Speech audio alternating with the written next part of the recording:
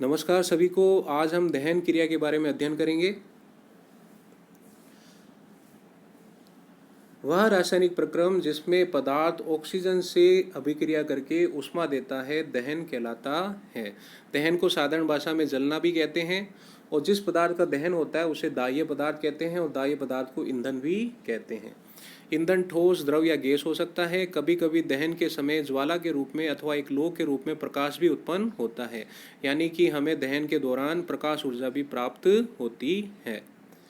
तो ये तो बात हो गई दहन की। अब हम दहन को कुछ उदाहरण से समझते हैं, जिसके लिए हम दो दाह्य पदार्थ, एक मैग्नीशियम रिब्बन और कास्ट कोयला, लकड़ी के कोयले का उदाहरण लेते हैं। जब मैग्नीशियम रिब्बन को आग में जलाया जाता है तो मैग्नीशियम रिब्बन जो होता है वो तीव्र ज्वाला, चमकीली ज्वाला के साथ में जलना आरंभ कर देता है और हमें अत्यधिक मात्रा में ऊष्मा और प्रकाश प्रदान करता है। और इसके साथ साथ मैग्नीशियम जो होता है वो वायुमंडल की ऑक्सीजन के साथ में क्रिया करके मैग्नीशियम ऑक्साइड का निर्माण करता है और ये मैग्नीशियम ऑक्साइड जो होता है वो हमें सफ़ेद चूर्ण के रूप में प्राप्त होता है। दूसरा उदाहरण है कास्ट कोयला या लकड़ी के कोयला। लकड़ी का कोयला जो है वो कार्बनिक पदार्थ है, यानी कि इसमें कार्बन उपस्थित होता है।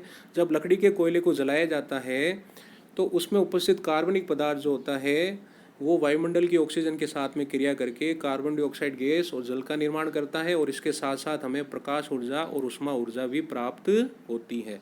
तो ये दहन के उदाहरण हुए। दहन के लिए आवश्यक कारक। दहन के लिए आवश्यक कारकों में पहला है ईंधन या दाह्य पदार्थ, दूसरा है ज्वलन ताप और तीसरा है वायु। और वायु में मुख्य रूप से ऑक्सीजन, क्योंकि ऑक्सीजन गैस जो होती है वो दहन के लिए आवश्यक होती है, जलने के लिए आवश्यक होती है। अब हम एक प्रयोग के द्वारा ये सिद्ध करेंगे कि दहन के लिए वायु आवश्यक होती है। चित्र में 3 स्थितियां हैं, ए, बी और सी। ए स्थिति जो है इसमें एक खोखला बीकर है और बीकर के मध्य में एक जलती हुई मोमबत्ती रखी हुई है और इस खोखले बीकर के नीचे लकड़ी की छड़ें हैं, यानी कि ये नीचे से भी खुला है और इसका जो बीकर का ऊपरी भाग है ये भी खुला है। तो इसका मतलब ये हुआ कि इसमें नीचे से भी वायु जो है वो प्रवेश कर सकती है और ऊपर से भी वायु या ऑक्सीजन प्रवेश कर सकती है, यानी कि जलती हुई मोमबत्ती को पर्याप्त मात्रा में ऑक्सीजन मिल रही है। तो पर्याप्त मात्रा में ऑक्सीजन की उपस्थिति में जलने से मोमबत्ती जो होती है वो अच्छे से दहन करती है, ईंधन की खपत कम होती है और हमें ऊष्मा ऊर्जा और प्रकाश ऊर्जा भी ज़्यादा मात्रा में प्राप्त होती है और धुआं भी कम बनता है। दूसरी स्थिति बी में क्या किया, नीचे बीकर का जो नीचे का मार्ग जो है वो अवरुद्ध कर दिया और ऊपर का मार्ग जो है वो खुला है। नीचे का मार्ग अवरुद्ध है, यानी कि नीचे से इसमें वायु या ऑक्सीजन प्रवेश नहीं कर सकती, लेकिन ऊपर से वायु या ऑक्सीजन प्रवेश कर सकती है, लेकिन पर्याप्त मात्रा में ऑक्सीजन की आपूर्ति नहीं हो रही। तो अपर्याप्त मात्रा में ऑक्सीजन की आपूर्ति में जब मोमबत्ती जलती है तो ईंधन की खपत ज़्यादा होती है और ऊष्मा ऊर्जा कम बनती है, प्रकाश ऊर्जा भी कम बनती है और इसके साथ साथ में जो धुआं जो होता है वो भी ज़्यादा बनता है। तीसरी स्थिति सी को देखें तो सी स्थिति में बीकर को दोनों तरफ से, ऊपर से और नीचे से अवरुद्ध कर दिया है, यानी कि इसमें ऊपर से भी ऑक्सीजन प्रवेश नहीं कर सकती और नीचे से भी ऑक्सीजन प्रवेश नहीं कर सकती। तो ऑक्सीजन की उपस्थिति में कुछ समय पश्चात ये जलती हुई मोमबत्ती जो होती है वो बुझ जाती है। क्यों बुझ जाती है? क्योंकि इसे वायु या ऑक्सीजन नहीं मिली। तो इससे ये सिद्ध होता है कि दहन के लिए वायु तथा ऑक्सीजन जो होती है वो अत्यंत आवश्यक है और वायु और ऑक्सीजन की अनुपस्थिति में दहन की क्रिया संभव नहीं है। आपने देखा होगा कि भिन्न भिन्न पदार्थ जो होते हैं वो भिन्न भिन्न ताप पर आग पकड़ते हैं, ये तो है ही। कई पदार्थ ऐसे होते हैं जिनको हमें कई देर तक जलाना पड़ता है, कई देर तक गर्मी देनी पड़ती है, जैसे कि लकड़ी, और तब जाके वो आग पकड़ते हैं। और कई पदार्थ ऐसे होते हैं जो आसानी से आग पकड़ लेते हैं, जैसे पेट्रोल हो गया, डीजल हो गया।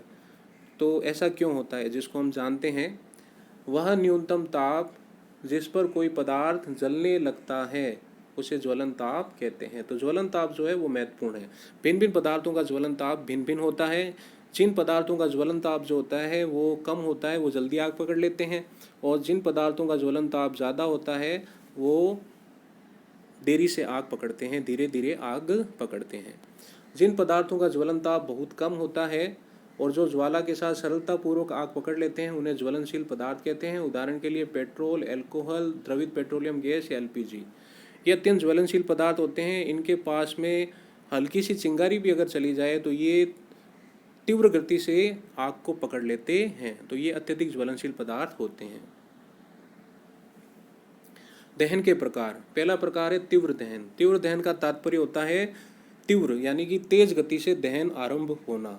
इसको हम एक उदाहरण से समझते हैं, गैस के चूल्हे से। गैस का चूल्हा जो होता है वो गैस के सिलेंडर से जुड़ा हुआ होता है। गैस के सिलेंडर में ईंधन के रूप में एलपीजी गैस यानी कि द्रवित पेट्रोलियम गैस का उपयोग किया जाता है। जब हम गैस के चूल्हे को ऑन कर देते हैं और गैस के चूल्हे के समीप में माचिस की जलती हुई तिल्ली या गैस के लाइटर से चिंगारी छोड़ते हैं तो तीव्र गति से जो गैस जो होती है वो आग पकड़ लेती है। एलपीजी गैस जो होती है वो तीव्र गति से आग पकड़ लेती है। तो तीव्र गति से होने वाले इस दहन को तीव्र दहन कहते हैं। दूसरा दहन है स्वतः दहन। स्वतः दहन का तात्पर्य होता है स्वतः दहन होना यानी कि अपने आप जलना। कुछ पदार्थ ऐसे होते हैं जैसे फास्फोरस, ये पदार्थ जो होते हैं वो कमरे के ताप पर वायु में अपने आप ही जल उठते हैं। तो अपने आप जल उठते हैं, अपने आप दहन क्रिया आरंभ हो जाती है, तो इसे स्वतः दहन कहते हैं। तीसरा उदाहरण है विस्फोट। तीसरे प्रकार का दहन है विस्फोट। विस्फोट का तात्पर्य होता है आकस्मिक अभिक्रिया जिसमें अत्यधिक मात्रा में ऊष्मा, अत्यधिक मात्रा में प्रकाश और अत्यधिक मात्रा में ध्वनि उत्पन्न होती है और साथ में अत्यधिक मात्रा में विषैली गैसें भी बनती है, उसको विस्फोट कहते हैं।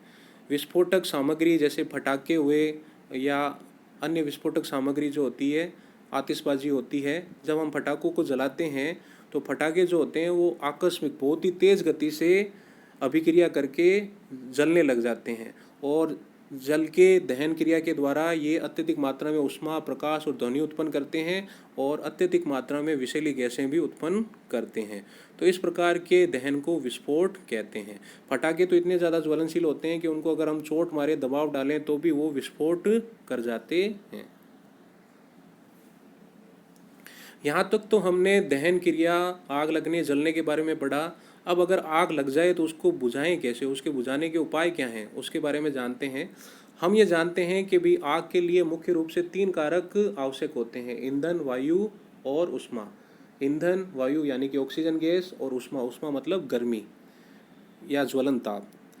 अब ये 3 कारक जो होते हैं वो दहन के लिए आवश्यक होते हैं। अब अगर हमें दहन को रोकना है और आग को बुझाना है तो हमें इन 3 कारकों पर कार्य करना पड़ेगा।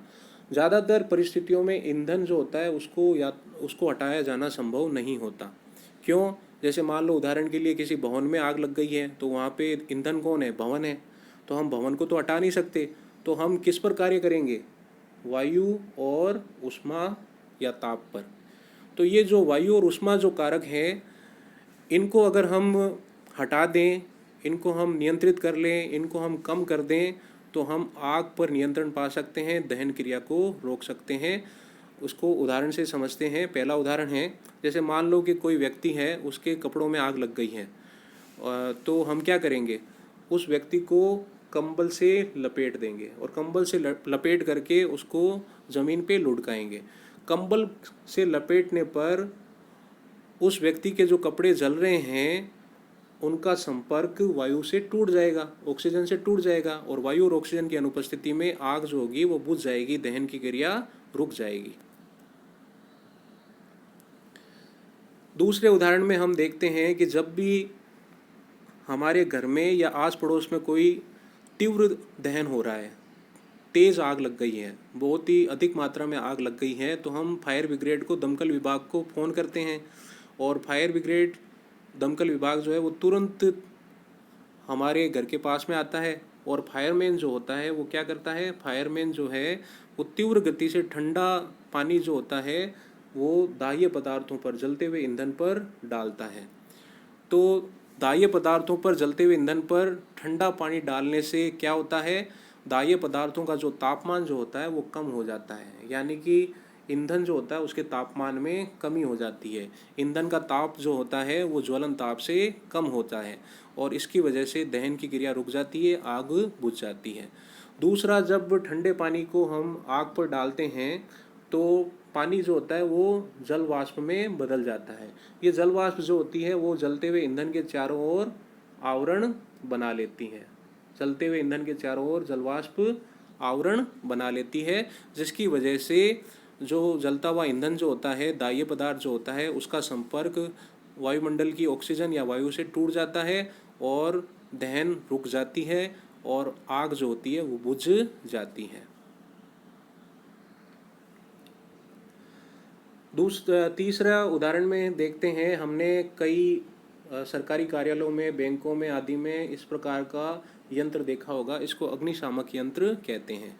अग्निशामक यंत्र, ये अग्निशामक यंत्र जो होता है ये आग को तीव्र गति से बुझाने के लिए बहुत ही कारगर होता है।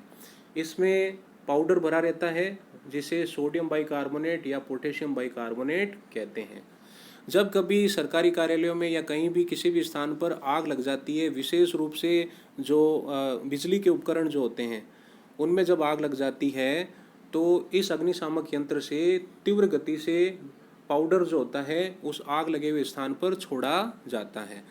और आग लगे हुए स्थान पर जब वो पाउडर को छोड़ा जाता है तो वो पाउडर जो होता है वो सोडियम बाइकार्बोनेट और पोटेशियम बाइकार्बोनेट का होता है और वह कार्बन डाइऑक्साइड गैस का निर्माण करता है। अत्यधिक मात्रा में कार्बन डाइऑक्साइड गैस का निर्माण करता है और कार्बन डाइऑक्साइड गैस जो होती है वो आग बुझाने में सहायता करती है, क्योंकि कार्बन डाइऑक्साइड गैस जो होती है, CO2 जो होती है, वो ऑक्सीजन की तुलना में भारी होती है और ये क्या करती है, जलते हुए ईंधन या दाह्य पदार्थ के चारों ओर आवरण बना लेती है, जिससे ईंधन का संपर्क जो होता है वो वायु या ऑक्सीजन से टूट जाता है और वायु और ऑक्सीजन से ईंधन का संपर्क टूट जाने की वजह से जलता हुआ ईंधन जो होता है वो दहन क्रिया करना बंद कर देता है और आग बुझ जाती है।